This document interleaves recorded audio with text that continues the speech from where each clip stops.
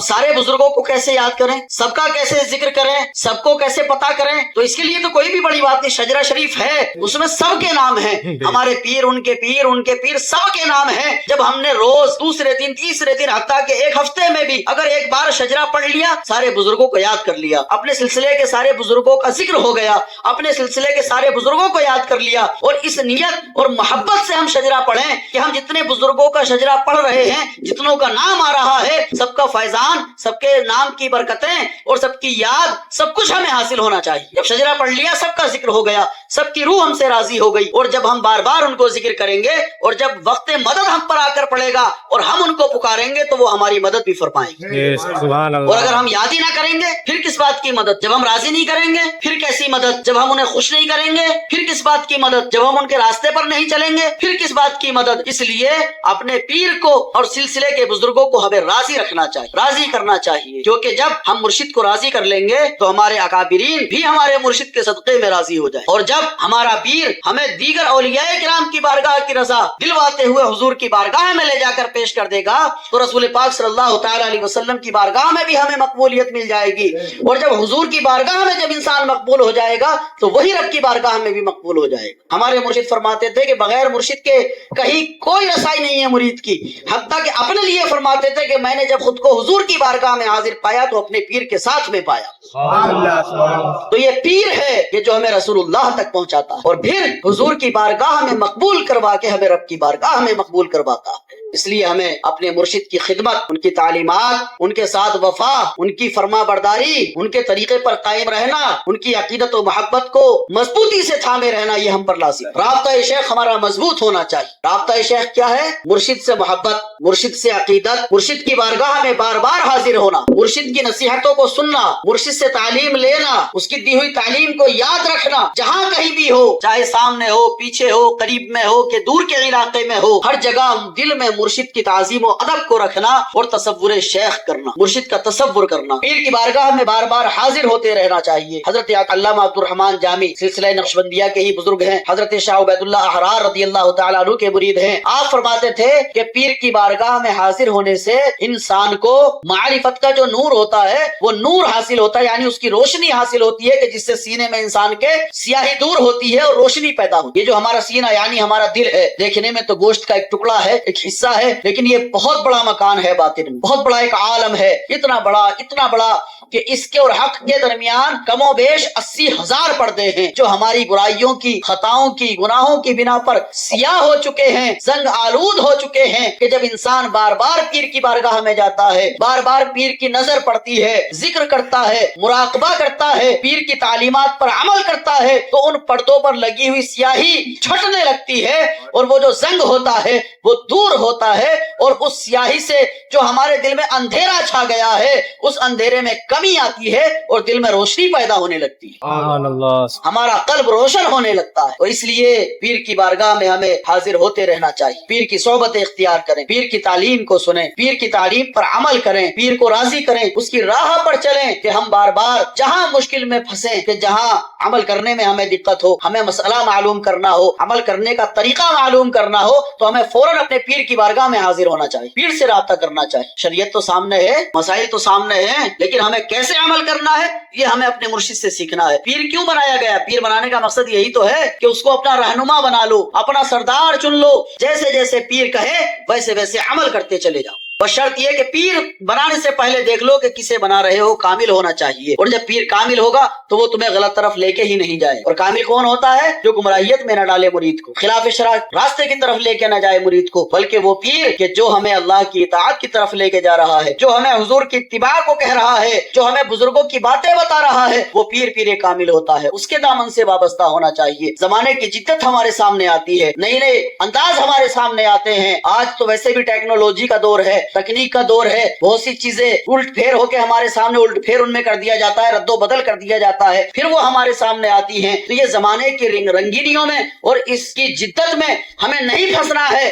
बल्कि हमें तो उस राह पर चलना है कि जो हमारे पीर ने तालीम की, क्योंकि पीर की जो तालीम होती है वो अल्लाह की इताअत की होती है, हुजूर की इत्तिबा की होती है, हमारे बुजुर्गों की पैरवी की होती है, और यही सिराते मुस्तकीम है, यही सिराते मुस्तकीम है। यूं तो आप देखते हैं कि ये दुनिया बहुत बड़ी है, इसमें बहुत सारे लोग अलग अलग طریقے، الگ الگ انداز، الگ الگ باتیں، الگ الگ حال ہمارے سامنے ہے لوگوں کا، اور ہمیں اللہ کو راضی کرنا ہے، اللہ کے احکام پر عمل کرنا ہے، لیکن شیطان بھی برابر ہمارے پیچھے لگا ہوا ہے، برابر شیطان بھی برابر ہمارا پیچھا کر رہا ہے، وہ ہمیں برابر بہکا رہا ہے، وہ ہمیں غلط طرف لے کے جا رہا ہے، اور شیطان کی طاقت باطل ہے، لیکن اس کو بھی ہمیں کمزور نہیں سمجھنا چاہیے، بلکہ ہمیشہ اس سے ہوشیار رہنا چاہیے۔ کتنی چیزیں شیطان نے ایسی ایجاد کر دی ہے کہ انسان انہیں ثواب سمجھ کے کرتا ہے، عبادت اور نیکی سمجھ کے انجام دیتا ہے انسان۔ کتنی ایسی چیزیں ہمارے سامنے ہیں، اور کشف جو ہے نا، کشف، تو یہ کشف بھی دو طرح کا ہے، ایک کشف حقیقی، ایک کشف شیطانی۔ کشف حقیقی اصل کشف ہے، اور کشف شیطانی باطل کشف ہے، جسے شعبدہ کہہ لو، شیطانی کرشمہ کہہ لو، کہ انسان اسے کشف سمجھتا ہے۔ جیسے کہ عشق ہے نا، عشق لفظ تو ایک ہی ہے عشق، لیکن وہ بھی دو طرح کا ہوتا ہے، عشق حقیقی جو کہ اللہ سے ہو، رسول اللہ سے ہو، بزرگوں سے ہو، اور ایک دنیاوی عشق جس کو عشق مجازی کہا جاتا ہے، کہ وہ دنیاوی عشق ہوتا ہے۔ اسی طرح سے کشف، یہ کشف حقیقی جو کہ اللہ کی طرف سے حاصل ہوتا ہے، حضور کی بارگاہ سے ملتا ہے، اولیاء کرام کے در سے ملتا ہے، اور ایک شیطان کچھ چیزیں ہماری پیش کر دے، ہمارے سامنے ایسی لا کر رکھ دیتا ہے کہ انسان اسے کشف سمجھ بیٹھتا ہے، اور وہاں دھوکہ اٹھا جاتا ہے، انسان وہاں گمراہ ہو جاتا ہے، اور اسے وہ صحیح جاننے لگتا ہے۔ شیطان کو بھی تو بڑی طاقت ملی ہوئی ہے، اور اس کے بعد جو طاقت ہے وہ اسی لیے تو ہے کہ وہ گمراہ کرتا ہے، اس طاقت سے، باطل طاقت سے۔ ایسی ایسی چیزیں انسان کے سامنے آتی ہیں کہ بس تعجب ہوتا ہے، سن کر بھی اور پڑھ کر بھی اور کہیں کہیں دیکھ کر بھی، کہ ایسی ایسی چیزیں انسان کے سامنے آئیں۔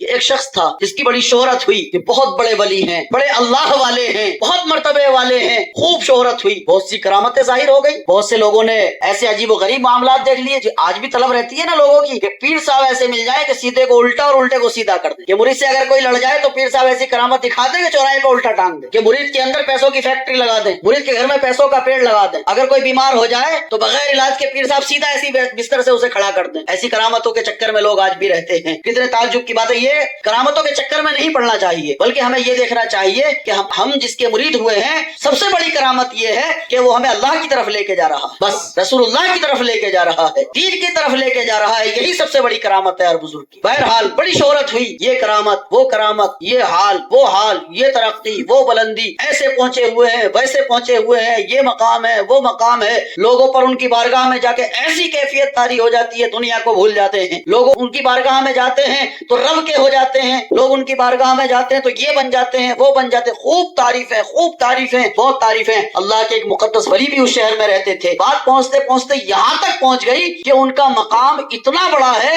کہ وہ روزانہ عصر کے بعد اللہ تعالیٰ کا دیدار کرتے ہیں، یہ تعریفیں چلنے لگی۔ اب اللہ تعالیٰ کا دیدار دنیا میں کسی شخص کو ظاہری آنکھوں سے سامنے سے اگر عطا کیا گیا تو وہ ذات صرف ہمارے رسول پاک صلی اللہ تعالیٰ علیہ وسلم کی ذات ہے، یہ خاصہ اور کسی کا نہیں، اور یہ حضور کا سب سے بڑا معجزہ ہے۔ جیسے حضور سارے نبیوں کے، سارے رسولوں کے سردار ہیں، تو رسول پاک صلی اللہ تعالیٰ علیہ وسلم کے معجزے بھی سارے معجزوں کے سردار ہیں، اور حضور کا یہ معجزہ یعنی کہ واقعہ معراج جو ہے، یہ سارے معجزوں کا سردار ہے۔ یہ حضور صلی اللہ تعالیٰ علیہ وسلم کی خاص فضیلت ہے کہ آپ نے سر کی آنکھوں سے، جسمانی آنکھوں سے سامنے سے رب کا دیدار فرمایا، کس کنڈیشن میں فرمایا وہ اللہ جانتا ہے اور حضور جانتے ہیں۔ لیکن اس شخص کے تعلق سے خوب مشہور ہو گیا کہ روزانہ عصر کی نماز کے بعد ان صاحب کو اللہ تعالیٰ کا دیدار ہوتا ہے، کتنے بڑے ولی ہیں۔ اسی بستی میں اللہ کے ایک مقدس ولی رہتے تھے۔ ایک روز اس شخص کو انہوں نے بلایا، ان کی بارگاہ میں پہنچا، وہاں بیٹھا، وہاں ایک عالم اور بیٹھے ہوئے تھے ان بزرگ کے علاوہ۔ یہ بات شروع ہوئی، ان بزرگ نے پوچھ لیا کہ میں نے سنا ہے کہ آپ کو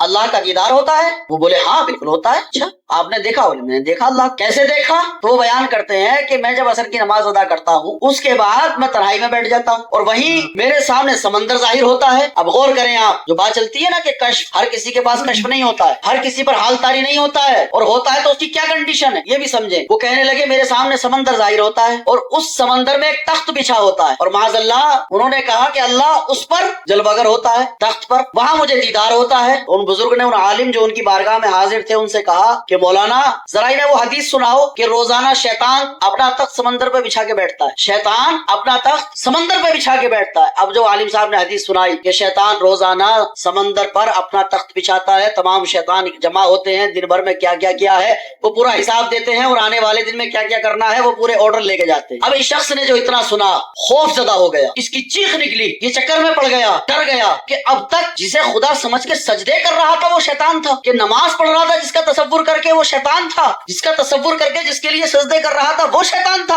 اور شیطان کو خدا سمجھتا رہا. یہ شخص بہت زور سے چیخا, بہت تیز گھبرایا, ڈرا, اور اس نے وہاں سے اٹھ کے جو بھاگ لگائی کہ سیدھا جنگل کی طرف چلا گیا. اس کے بعد پھر کبھی کسی کو نظر نہیں آیا, پھر کبھی کسی کو نظر نہیں آیا. واللہ عالم کیا ہوا, اتنا ڈر گیا, جا کے کس غار میں چھپا, کہاں جا کے رب سے معافی مانگی, کیسے سجدے میں گرا, وہ پھر واللہ عالم بالصواب. لیکن مقصد یہ ہے کہ شیطان کس طرح کے دھوکے انسان کے سامنے پیش کرتا ہے کہ وہ اسے خدا سمجھتا رہا, اور سمندر اس کے سامنے آ رہا ہے, تخت اس کے سامنے رکھا جا رہا ہے, اور معاذ اللہ وہ شیطان اس پر بیٹھ رہا ہے اور اسے بتایا جا رہا ہے کہ یہ خدا بیٹھا ہے. کس طریقے سے کفر میں اس کو مبتلا کیا گیا. تو یہ ہر چیز کہ اس کو کشف سمجھنا یا ولایت سے جوڑ دینا یا حقیقت سمجھ لینا یہ نہیں ہے, بلکہ اس کی حقیقت اس طرح ہے کہ بزرگوں نے فرمایا کہ کوئی ہوا میں مصلی بچھا کے نماز پڑھے یا پانی پر مصلی بچھا کے نماز پڑھے, لیکن اس کی تعلیم, اس کا عمل اگر دین کے خلاف ہے تو پھر وہ کتنی ہی کرامتیں دکھاتا رہے اسے ولی نہ سمجھو, بلکہ یہ سمجھ لو کہ وہ جادوگر ہے. سرکار مجدد الفسانی رضی اللہ تعالیٰ عنہ کا فرمان ہے یہ کہ کوئی کتنی کرامتیں تمہیں دکھاتا رہے, ہوا میں مصلی بچھائے, پانی پہ مصلی بچھائے, لیکن اگر اس کا حال دین کے خلاف ہے تو سمجھ لو کہ وہ ولی نہیں ہے بلکہ وہ جادوگر ہے. شیطان کی طاقت بتائی ہے یہ آپ کو کہ شیطان ایسی چیزیں بھی پیش کرتا ہے. تو آج ہمارے سامنے بھی بہت سی چیزیں ایسی ہیں جو ایجاد ہو گئی ہے اور لوگ اسے عبادت سمجھ رہے ہیں, نیکی سمجھ رہے ہیں, نجات کا ذریعہ سمجھ رہے ہیں. کہیں دیکھو تو ڈھول, کہیں دیکھو تو تاشا, کہیں دیکھو تو باجا, کہیں دیکھو تو ساز و سنگیت, اور کہیں دیکھو تو اچھلنا کودنا, کہیں دیکھو تو ناچنا, اور ان چیزوں کو آخرت کی منزلوں میں کامیابی کا ذریعہ سمجھا جا رہا, جبکہ یہ بزرگوں کا طریقہ نہیں ہے. پھر تعویلیں کیسی آتی ہے, جنگ ہوئی تھی تو اعلان لگانے کے لیے ڈھول بجا تھا, ایسی تعویلیں دی جاتی. جنگ ہوئی تھی تو اعلان لگانے کے لیے ڈھول بجا تھا, تو ہم تو ڈھول کو اعلان کے طور پر جائز کہہ رہے ہیں. ارے بھیا جب تیرا نکاح ہوا تھا تو تیری بیوی بھی عورت ہے, وہ جائز ہو گئی تھی, تو کیا ہر عورت کو جائز مان لے گا اپنے لیے؟ بھئی اعلان کے طور پہ ڈھول بجا وہ جائز تھا, اور عورت نکاح ہو کے بیوی بن گئی تو جائز ہو گئی. تو کیا اب یہ کہے گا کہ ہر عورت جائز ہے؟ جیسے ہر عورت جائز نہیں ہو سکتی ویسے ہر جگہ ڈھول بھی جائز نہیں ہو سکتا. کنڈیشن ہے ہر چیز کی, ایک طریقہ ہے ہر چیز کا. نماز پڑھتے ہیں ہم اور آپ, مان لو کسی کی ٹانگ ٹوٹ جائے یا گہری چوٹ لگ جائے, اس کی ٹانگ نہ مڑے, تو اس کے لیے پھر کیا حکم ہوگا اس کنڈیشن میں کہ وہ ٹانگ لمبی کر کے نماز پڑھے. اور ایک صحیح آدمی, نارمل انسان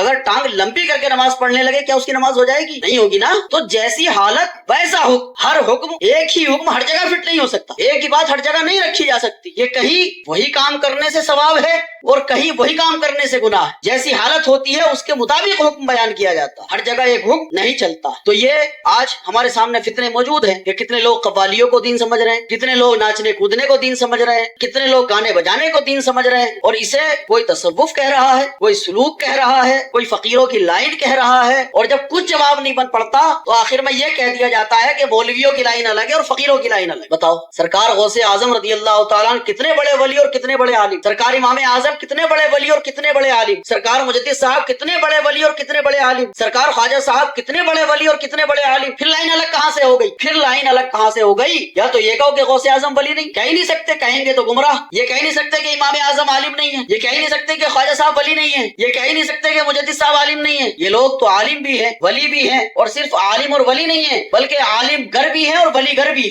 عالم بنانے والے بھی ہیں, ولی بنانے والے بھی ہیں, اور صرف اپنے سامنے نہیں بلکہ اللہ نے تو ان کو وہ مقامات دیے ہیں کہ قرب قیامت تک یہ لوگ لوگوں کو ولایت تقسیم اور علم تقسیم کرتے رہے.